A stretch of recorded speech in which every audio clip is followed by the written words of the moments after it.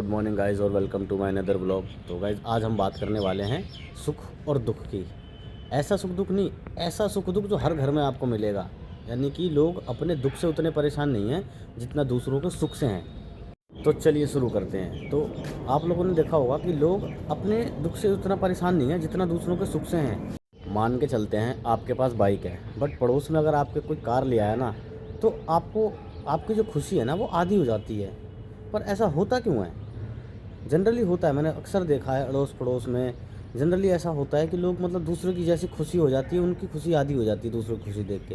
होता क्यों है ऐसा? मतलब कहने का ये है कि दूसरों की खुशी हमें इतनी चुभती क्यों है? ये कोई अपने अंदर नहीं होता, ये लाजमी है होना, ये ह्यूमन का नेचर है। तो गाइज़ इसको होने का सबसे बड़ा जो तरीका है या फिर सबसे बड़ा जो कारण है, तरीका तो नहीं कह सकते, कारण ही कह सकते हैं। तो सबसे बड़ा जो कारण है ना वो है कंपैरिजन। कंपेयर की दुनिया में जब आदमी जीने लगता है ना तो ये सारी प्रॉब्लम आती है आदमी के साथ। तो अब हमें भाई नॉर्मल मिडिल क्लास फैमिली, इनको तो बचपन से कंपैरिजन करना सिखाया जाता है। भाई शर्मा जी का बेटा है, देखो उसके मार्क्स, शर्मा जी की गाड़ी, उसकी बेटर जॉब लग गई, उसके लड़के ने ये कर लिया। तो भाई धीरे धीरे इन चीज़ों से ना हमारी जो कंपैरिजन करने की जो आदत है ना वो एक टाइम में हमारी सोच में आ जाती है। तो जब ऐसा होता है तो हम लोग क्या करते हैं, फिर अपनी लाइफ को ना दूसरों की लाइफ से मेजर करने लगते हैं, मतलब नाप तोल करने लगते हैं कि यार उसके पास ये, हमारे पास ये, उसके पास। तो जब ये चीज़ आप करोगे ना तो आप एक टाइम पे देखोगे कि आपको दूसरों की ही चीज़ें बेटर लगेंगी। और जब दूसरों की चीज़ें आपको बेटर लगेंगी तो आपको उनसे जलन होगी, क्योंकि वो आपके पास है नहीं। और अगर है भी तो जो आपके पास है, आपको तो दूसरे की बेटर लग रही है ऑलरेडी, तो आपको जलन होगी। छोटा सा कंपैरिजन देखते हैं अपना दुख वर्सेस दूसरे का सुख। इस तरीके से देख सकते हैं हम। तो गाइज़ हमें जो अपना दुख है वो इसलिए समझ आता है क्योंकि हमें जो है उसकी आदत हो चुकी होती है। और जब दूसरा इंसान खुश होता है ना तो वो हमें असल में याद दिलाता है कि यार मैं तो वहाँ तक पहुँचा ही नहीं हूँ, मैं तो पीछे रह गया, मेरे पास ये नहीं है, मेरे पास वो नहीं। इसीलिए प्रॉब्लम जो है वो दूसरों की खुशी नहीं होती, हमारी अपनी खुद की इनसिक्योरिटी होती है। और यही इनसिक्योरिटी तब और ज़्यादा बढ़ जाती है जब आप सोशल मीडिया पे बहुत ज़्यादा टाइम बिताने लग जाते हो, क्योंकि सोशल मीडिया तो एक हब है भाई लाइफ स्टाइल का, दिखावे का कल्चर, वहाँ पे सारी चीज़ों को ज़्यादा है। पहले जो कंपैरिजन होता था वो लिमिटेड होता था, लेकिन आज के टाइम सोशल मीडिया ने उसको इतना अनलिमिटेड कर दिया है कि कुछ कहना ही नहीं है। क्योंकि सोशल मीडिया करता क्या है, हमें दूसरों की हाइलाइट्स दिखाता है, जो बेस्ट पार्ट होता है। तो एग्जांपल देने की तो ज़रूरत है नहीं, अगर आप लोग सोशल मीडिया पे तो ऑलरेडी आप लोग देखते ही होंगे।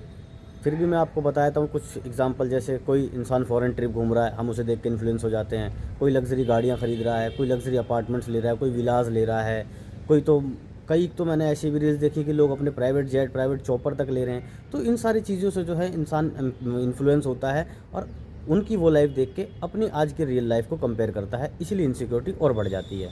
जेलसी जो होती है इसके पीछे की साइकोलॉजी क्या है? उसके पीछे की साइकोलॉजी सिंपल सी है कि अगर मैं कहता हूँ कि अगर कोई हमसे आगे निकल गया तो हमारा दर्द जो है ना वो दोगुना हो जाता है। सिर्फ इसलिए नहीं कि वो आगे निकल गया, इसलिए कि हम पीछे रह गए, या फिर जो लोग हैं या जो हमारा समाज है ये हमारे बारे में क्या सोचेगा। ये बताऊँ तो जेलसी होने का एक और सबसे बड़ा कारण तो यह है, एक सिंपल लाइन में अगर मैं बताऊँ, कि जो चीज़ हम देख के इन्फ्लुएंस हो रहे हैं ना वो चीज़ हमारे पास होनी चाहिए थी बट नहीं है, तो इसलिए हमें जलन होती है।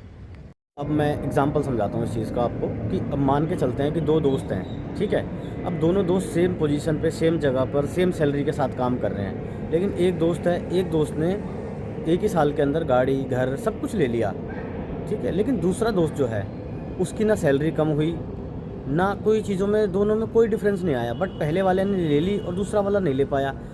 सबकी सब चीज़ सेम थी, बट फिर भी अब दूसरा वाला दुखी क्यों है? क्योंकि वो ले नहीं पाया, इस वजह से उसको अब उससे जेलस हो रही है कि यार इसने एक साल में ये कर लिया, मैं ये नहीं कर पाया। इन्हीं चीज़ों में हो गया कंपैरिजन और फिर सारी चीज़ें ख़राब होने लगी जैसे जैसे होने लगा।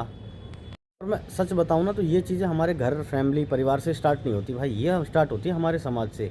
तो अगर मैं समाज की बात करूँ तो हमारा जो समाज है ना वो तभी तक आपको अप्रिशिएट करेगा कि जब तक कि आप उनसे आगे नहीं निकल जाते। जिस दिन आप उनसे आगे निकल जाओगे ना, आप नोटिस करना कि आपका एप्रिसिएशन जो हो रहा था ना अब तक, वो बिल्कुल ही ख़त्म हो जाएगा। और जो लोग आपको सोसाइटी में आपको एप्रिशिएट करते थे, आपको सपोर्ट करते थे ना, अब उन्हीं की साइड से आपका वो सारा कुछ जो है वो सपोर्ट सिस्टम, एप्रिसिएशन, वो सब बिल्कुल ज़ीरो हो जाएगा। सोसाइटी आपको चाहती है कि आप सक्सेस हो, लेकिन कभी ये नहीं चाहती कि आप उनसे ज़्यादा सक्सेस हो। आप लोग मेरे ख्याल से समझ पा रहे होंगे मेरी चीज़ों को जो मैं बताने की कोशिश कर रहा हूँ। और ये मैं आपको इसलिए बता भी पा रहा हूँ क्योंकि सारी चीज़ें मैं फेस करता हूँ डेली लाइफ में, इन चीज़ों को ऑब्ज़र्व करता हूँ, तब मैं आपके सामने रियल ट्रूथ लेके आता हूँ। अब हमारे साथ ये जो भी चीज़ें हो रही हैं कि सोसाइटी ने ये कर दिया, वो कर दिया, हम जेलस हो रहे हैं, ये सारी चीज़ें होती क्यों हैं? भाई ये सारी चीज़ें जो होती हैं इन सबका एकमात्र कारण है ग्रैटिट्यूड की कमी। ग्रैटिट्यूड क्या होता है कि जो चीज़ आपके पास है आप उसके लिए थैंकफुल नहीं हो, लेकिन जो चीज़ आपके पास नहीं है ना, आप उसके लिए रोते रहते हो, उसके लिए भी पछताते हो कि यार ये नहीं हुआ, वो नहीं हुआ। ग्रैटिट्यूड लाना लाइफ में बहुत ज़रूरी है।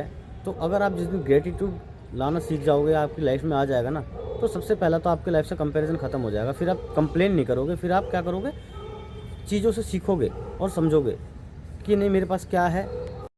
ग्रैटिट्यूड आने के बाद ना इंसान कंप्लेन वाले मोड से हट के ना फोकस पूरी तरीके से बढ़ जाएगा। तब आप ये देखोगे कि मेरे पास क्या है, ना कि ये कि दूसरे के पास क्या है।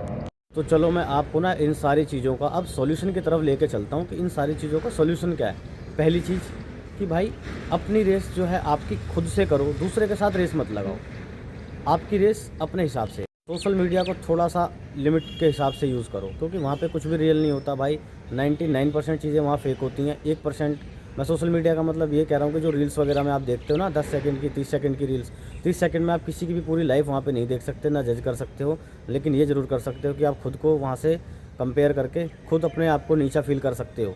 और दूसरों की सक्सेस को ना सेलिब्रेट करना सीखो। जब ये चीज़ करने लगोगे ना, तो आपका कंपैरिजन कम होगा, पॉजिटिविटी भी बढ़ेगी। अगर आप दूसरों को सेलिब्रेशन में जाओगे, आपको वहाँ पे भी अच्छी वाइब्स आएंगी, पॉजिटिव चीज़ें आपकी तरफ अट्रैक्ट होंगी, तो आप भी उस स्टेज पे पहुँचने लगोगे धीरे धीरे। आपको फिर भी आपका भूत नहीं उतरता ना इन चीज़ों का कंपैरिजन करने का, तो खुद से कंपेयर करो कि आपने कल क्या किया था, कल से बेटर हो या नहीं हो। अगर आप कल से बेटर हो आज, डेली आप देखो कि डेली आपने अपने से कल से बेटर किया, बस वही इनफ है भाई आपके लिए। उससे बेटर कुछ नहीं करना। एक दिन करते करते आप जो चीज़ सोच रहे हो, समझ रहे हो, देख रहे हो जाएगी। कोई मुश्किल नहीं है।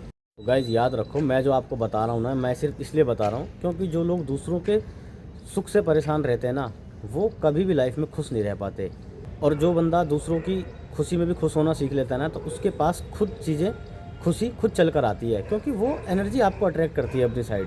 पॉजिटिव माहौल आपको अपनी साइड अट्रैक्ट करता है। तो मैं तो इतना ही बोलूँगा, बाकी डिसाइड करना, सोचना, समझना आपको है कि कंपैरिजन की ज़िंदगी जीनी है आपको या कमिटमेंट की।